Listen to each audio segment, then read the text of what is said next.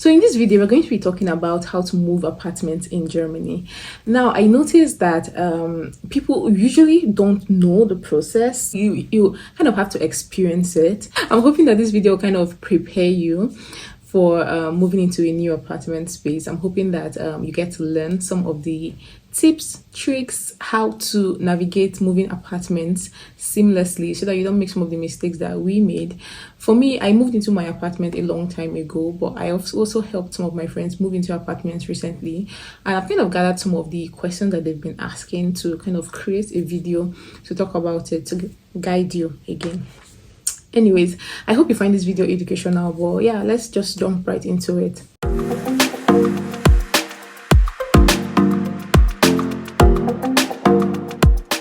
Congratulations on getting your new apartment. I know that getting an apartment in Germany is let's not even get into that. It's very stressful, especially if you're living in a city that is very populated like Berlin, where we have a lot of internationals, a lot of foreigners, expats coming into the city every single day.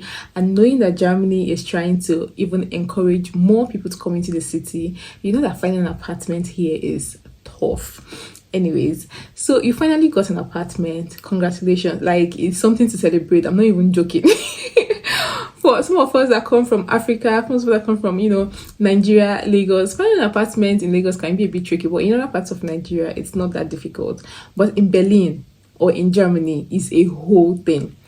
But yeah, again, congratulations for getting your apartment. And now you're trying to move into your apartment. The first thing first is for you to sign the rental contract. In Germany, contracts are everything. And you have to make sure that before you sign that contract, make sure you read it very well. Now, most of these contracts might be in German. I would really recommend that you use a good translator, not just Google Translator. Use a good translator to read through your contract very well. If possible, if you have someone that is a German speaker or someone that understands German and English, let them explain or translate certain things to you. It's important you understand the details of your contract because you're signing it and they would hold you liable to that. Don't joke in this country. So have that in mind first. And now, some of the things that are, in the contract, you need to check what happens if maybe an item that's, it's in the apartment gets destroyed. Who pays for it? You also need to know what happens if you want to move apartments. What's the notice period? Little details like that, you need to be very much aware. And of course, you've already known that there are different kinds of apartments here in Germany. We have the furnished and the unfurnished one, and even the semi-furnished one. My own apartment, when I moved in here, I would call it a semi-furnished apartment because I had a kitchen set up. The kitchen was already done. Just that the room itself didn't have a lot of things in it. In fact, it didn't have anything. So just an open space.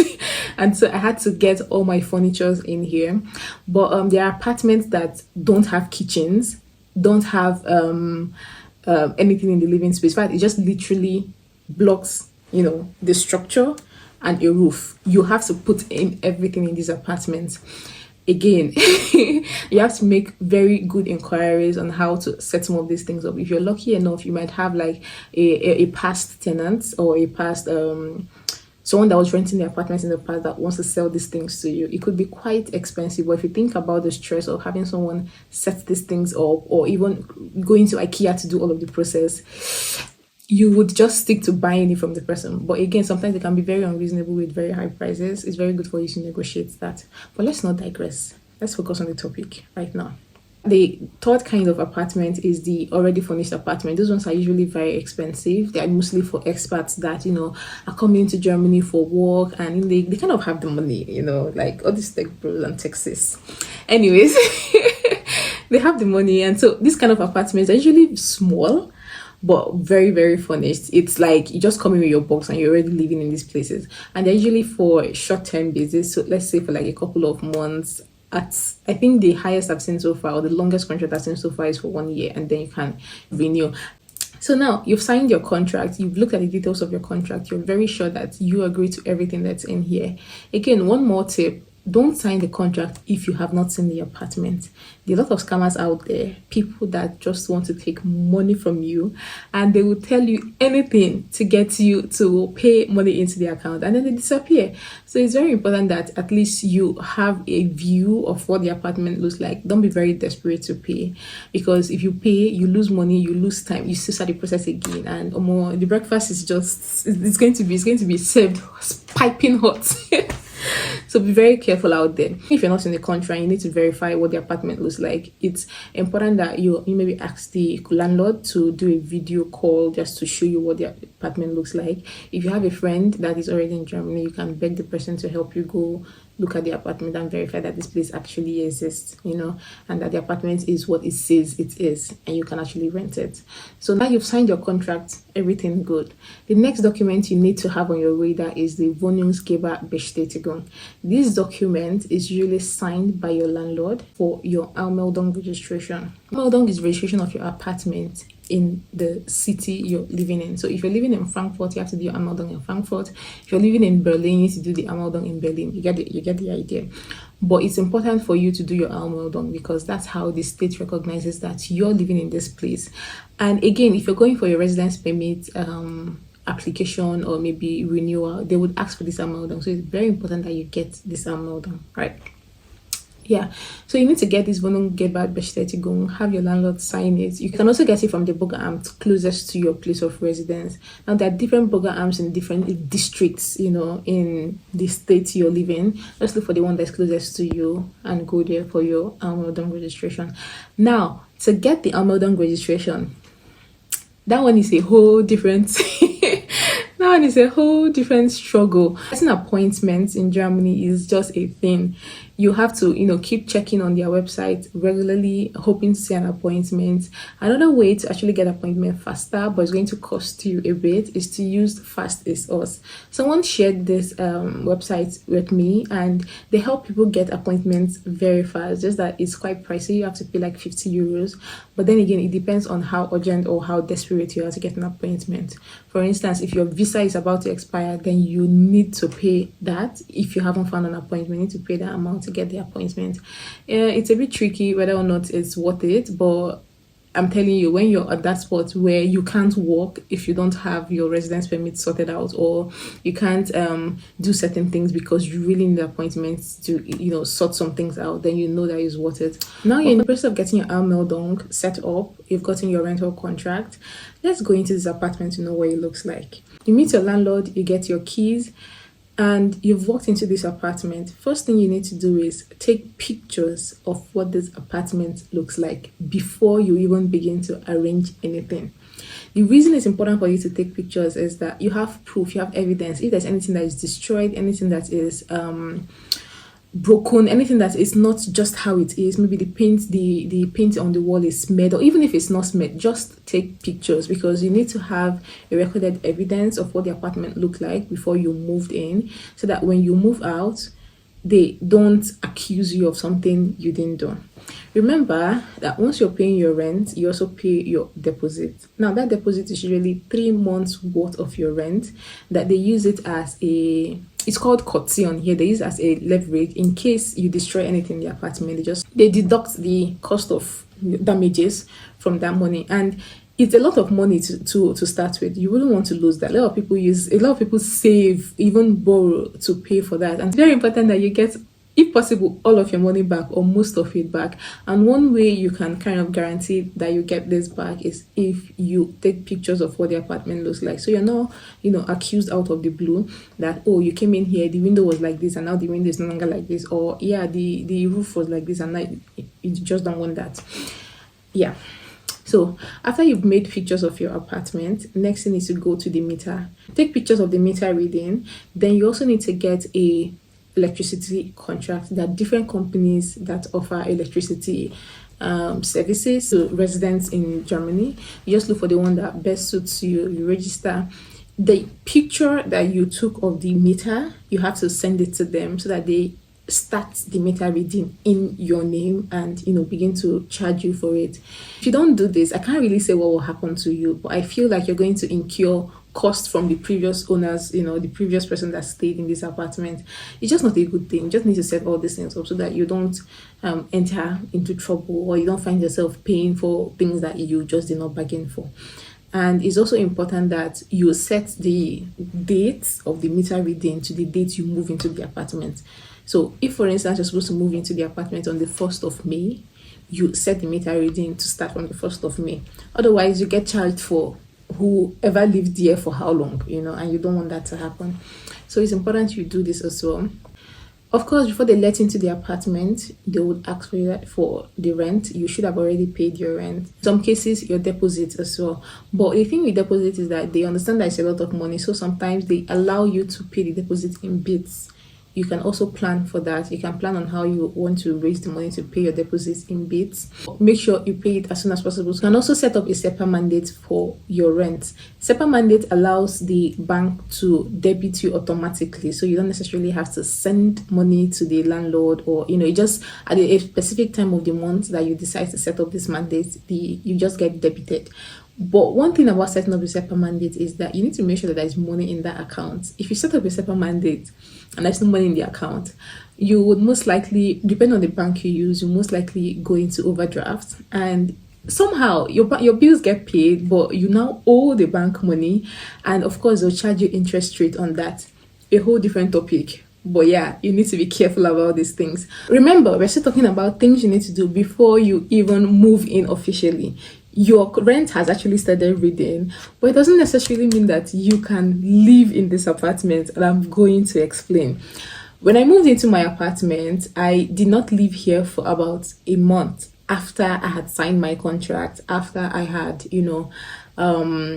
started moving things, like my properties were here, but I could not live here for various reasons. Number one, and I think the most important one, was because of the internet.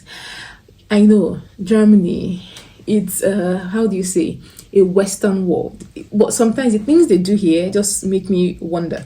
I think with setting up internet in Germany is very funny, but it's also very annoying, because it's not an easy thing to do. Not necessarily because you have to do the setup yourself, mostly because when you have to get an appointment from the internet company of choice.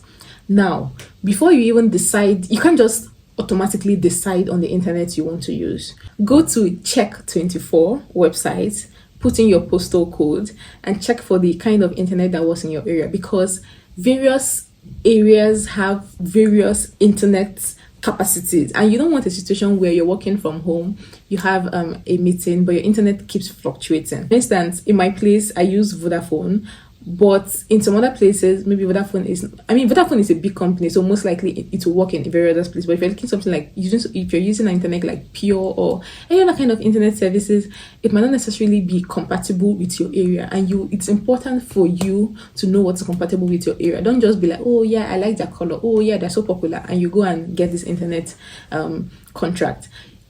Remember that the internet contract would most likely be for a year. So it's not something you sign and you jump out of. That's why you need to be careful what internet company you're deciding to go for.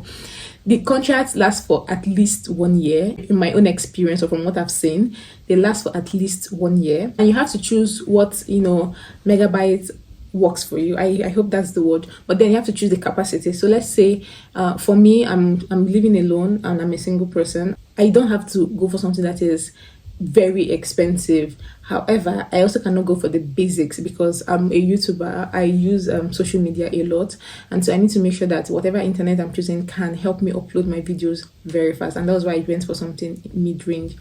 But for people that have families, maybe you're a couple, and you both work from home, you need to choose something that is a bit high so that it can help both of you have your meetings in peace. You don't want situations where, oh, can you hear me? No, you cannot hear me. Oh, turn on your camera. This, that. You just don't want that. So it's good that it's important that you choose an internet provider and internet capacity that works for you. Again, go to Check24 to check. Now, you've chosen an internet provider, you have to book an appointment with them. There are various ways to do this. You can either go to their office or you go online. I think the best way, you should do this online, because then again, you don't have to go into the office, and for some people it's cheaper to do it online. So you book an appointment. The funny thing is that for some internet providers it could take them up to 6 weeks before they come set up an internet for you. When I did mine, they sent me, the box, the internet box. They sent me everything I needed, and I installed, gave me the instructions. I installed it, but it just was not working because they needed to set up a different appointment for the technician to come set it up in the basement. It's a whole different, I'm not a professional in things like this, but I'm just here explaining my own experience to you so that you can better prepare. And so at that time I was staying with my friend Tammy. Like, thank God for her, otherwise I wouldn't be able to walk, I wouldn't be able to do anything, and it takes a long time. I was even lucky that they came, I think, after 4 weeks. But when I asked other people, they said that it takes 6 weeks, in some cases 3 months, before you can get an appointment for them to come. And if they give you an appointment to be in that house, please, dear, be in that apartment, because if they come and they don't see you, they would leave. And before you get an appointment again, a whole different ball game. And in some cases, for them to come back again, you now have to pay. So just for you to be aware of that. Something else too is that you need to be aware of where the basement is in your apartment.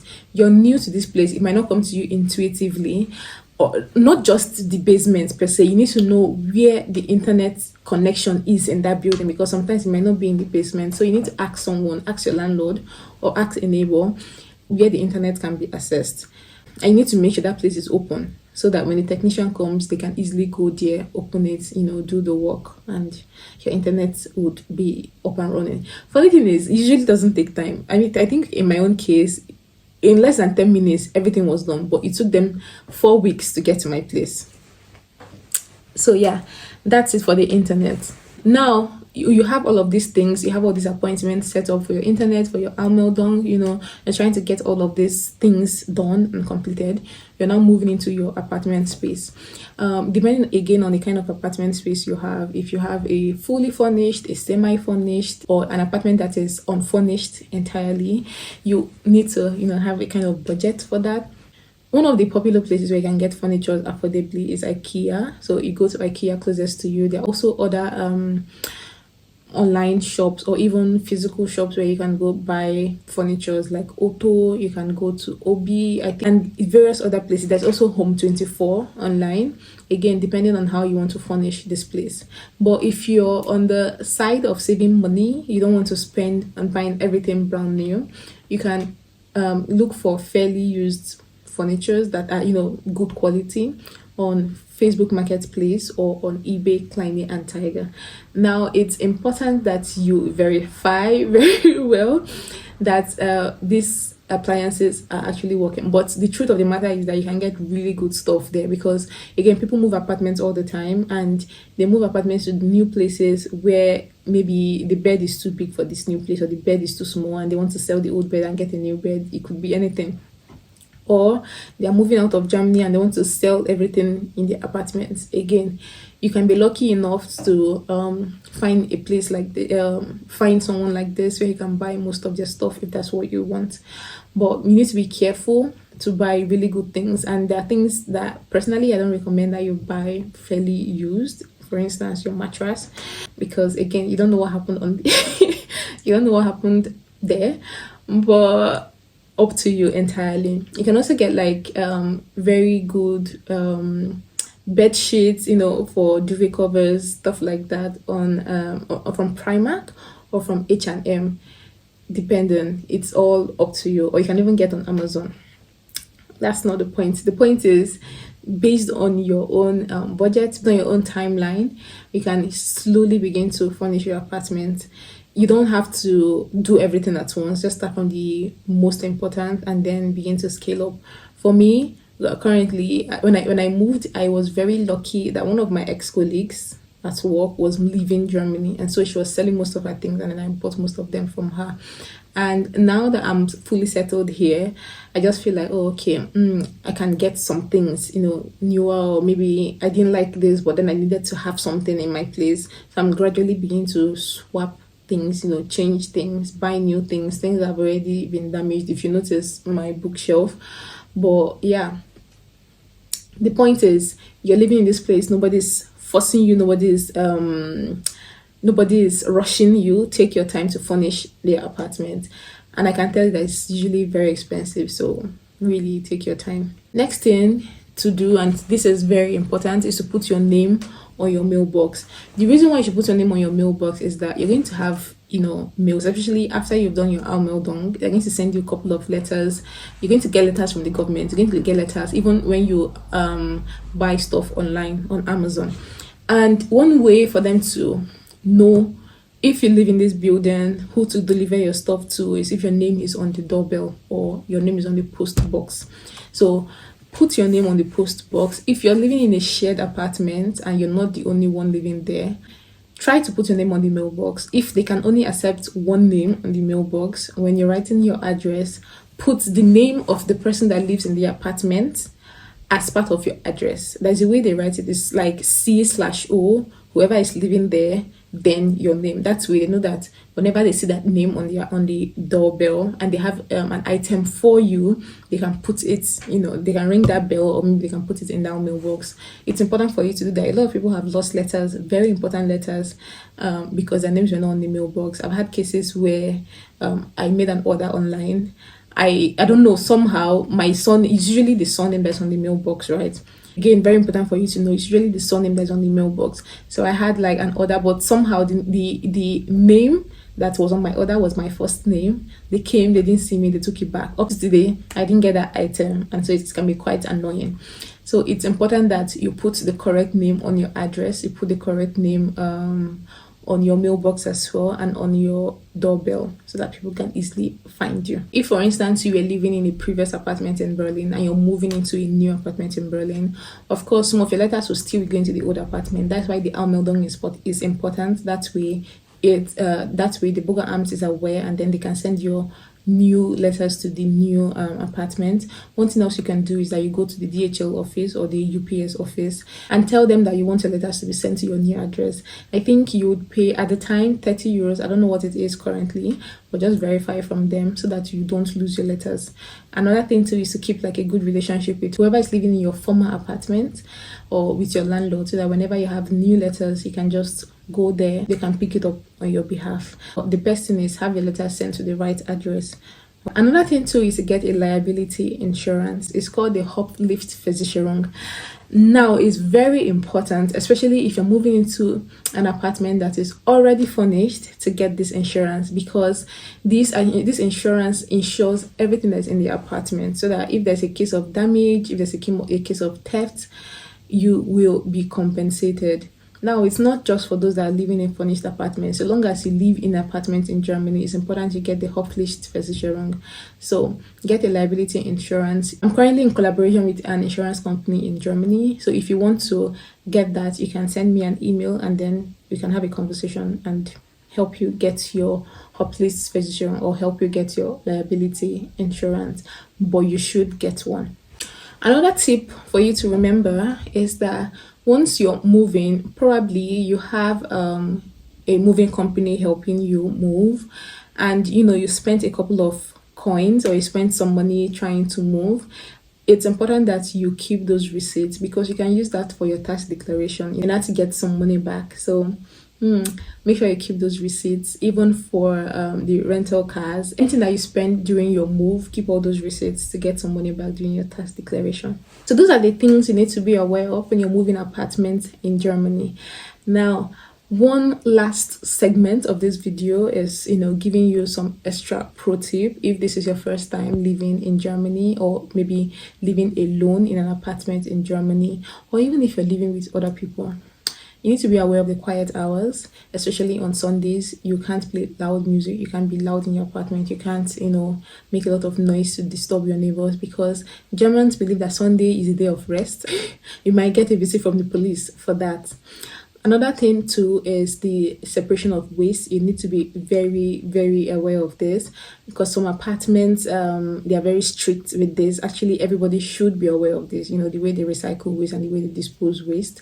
So you need to be aware of this as well. In some cases, you might get fined if you don't dispose your waste properly. If you're supposed to dispose your house waste in a certain basket, or your perishable waste, your kitchen waste, or things like papers and stuff, you need to know how to put or where to put all these different kinds of waste materials. Something to be aware of again is the kind of water that they have here in Germany. It's usually hard, and it has a lot of I don't know if I'll call it calcium in it, like this white residue. The tap water is drinkable. However, knowing that there's white residue in it, you probably would not want to drink it. So it's good that it's important you get like a filter, or if you can get bottled water, so that you can drink something healthy and not have complications in the future. But you need to be very much aware of this. In the past, I used to get bottled water, but I just got tired of lifting that thing, so I got a filter, and that's just been helping me. Another thing too is ventilation. German houses can have a lot of mold. I also think because of the weather, and depending on when the house was, constructed, for old buildings, they tend to gather mold a lot. So you need to ventilate often, even during the winter. It's important that you open up your windows and your doors at least 10 minutes every day, so that air can, fresh air can come in and kind of make the place a bit less dense, and you don't have to worry about mold. But you need to also be aware that mold can come in. Last year I had a lot of issues with mold, so I had to deal with that. But this mold infestation usually comes during the winter, or around the autumn, when the weather is becoming very, very damp. So you just need to be aware of that. It's nothing to freak out about, but you don't want to have mold in your apartment space because it causes a lot of illnesses. It's not nice to look at. You get, imagine having like green patches all over your wall. It's just not nice to look at. So there are different chemicals you can use to treat that. If you want me to make a video on the things I used when I was treating my own mold infestation, I can do that for you. Just let me know in the comment section. Again, one more thing to be aware of is the heating. German houses, depending on the kind of apartment you're living in, for newer houses there is floor heating, wall heating and all of that. Again, more money. But a typical German house would have the kind of heating that's really on the wall, like it's this I don't want to call it a gadget, but it's like this appliance that is on the wall. So you need to make sure that it's really turned off, because heating costs are very expensive. You only turn it on when you need the place to be warmed up. Okay. And again, if you're heating the place, you need to make sure that your doors and your windows are closed. Otherwise, why are you heating up an apartment when there is still cold air coming in from outside? So, but even after heating up the place, and again, because of the mold, you need to also open up your doors and windows, probably when you're leaving the apartment, so that fresh air can come in before you come back home. Anyways, I hope you found this video very helpful. I hope you found this video very interesting, and I hope that as you move into your new apartment, it's the process can be a bit tough, it can be a bit stressful, but I hope you have all the help you need. I hope you have I hope this information here can kind of guide you properly, so that you don't make some of the mistakes that we've made, and it's a lot more seamless for you. Let me know in the comment section if you have any questions, if there are any topics you want me to talk about here in Germany. And yeah, if you like this video, please give it a thumbs up. I'll be looking forward to hearing back from you guys. So yeah, see you in my next video. Ciao ciao.